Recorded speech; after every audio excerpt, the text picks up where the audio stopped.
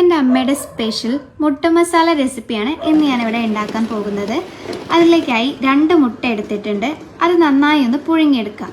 ഇതിലേക്ക് വേണ്ട ഇൻഗ്രീഡിയൻസ് ആണിത്: മഞ്ഞൾപ്പൊടി, മല്ലിപ്പൊടി, മുളക് പൊടി, ഗരം മസാല, ആവശ്യത്തിനുള്ള ഉപ്പ്, കുറച്ച് വേപ്പില. നമ്മൾ പുഴുങ്ങി വെച്ച മുട്ട ഏകദേശം ഈ ഒരു വലുപ്പത്തിലാണ് മുറിച്ചെടുക്കേണ്ടത്. അധികം ചെറിയ വലുപ്പത്തിൽ മുറിച്ചെടുക്കരുതേ. സ്റ്റൗ കത്തിച്ച് പാൻ അടുപ്പത്ത് വെച്ച് ആവശ്യത്തിനുള്ള എണ്ണ ഒഴിക്കുക. ലോ ഫ്ലെയിമിലാണ് ഈ മസാലകളെല്ലാം ഇതിലേക്ക് ഇട്ട് ഇളക്കേണ്ടത്. മസാല നല്ല രീതിയിൽ എണ്ണയിൽ അലിഞ്ഞു ചേരുന്നത് വരെ ഒന്ന് ഇളക്കി കൊടുക്കണേ. ഈ സമയത്ത് തീ നല്ലവണ്ണം ശ്രദ്ധിക്കണം. മസാല കരിയാനുള്ള സാധ്യതയുണ്ട്, അതുകൊണ്ട് ലോ ഫ്ലെയിമിൽ തന്നെ തീ ഇടണം. ഈ മസാലയൊക്കെ എണ്ണയിൽ അലിയുന്ന വരെ ഒന്ന് മിക്സ് ചെയ്ത് കൊടുക്കണം. അങ്ങനെ നമ്മൾ മസാല എണ്ണയിൽ അലിഞ്ഞിട്ടുണ്ട്.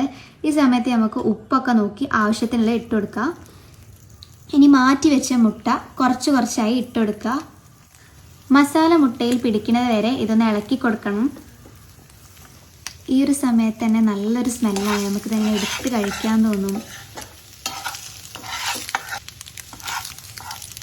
അങ്ങനെ മസാലയൊക്കെ മുട്ടയിൽ നല്ലവണ്ണം പിടിച്ചിട്ടുണ്ട്. ഈ സമയത്ത് നമ്മുടെ വേപ്പില ഇതിലേക്ക് ഇട്ട് കൊടുക്കുക. അങ്ങനെ നമ്മുടെ മുട്ട മസാല ഇവിടെ റെഡി ആയിട്ടുണ്ട്. എല്ലാവരും ട്രൈ ചെയ്യണേ, എന്നിട്ട് ഫീഡ്ബാക്ക് അറിയിക്കണേ. Thank you.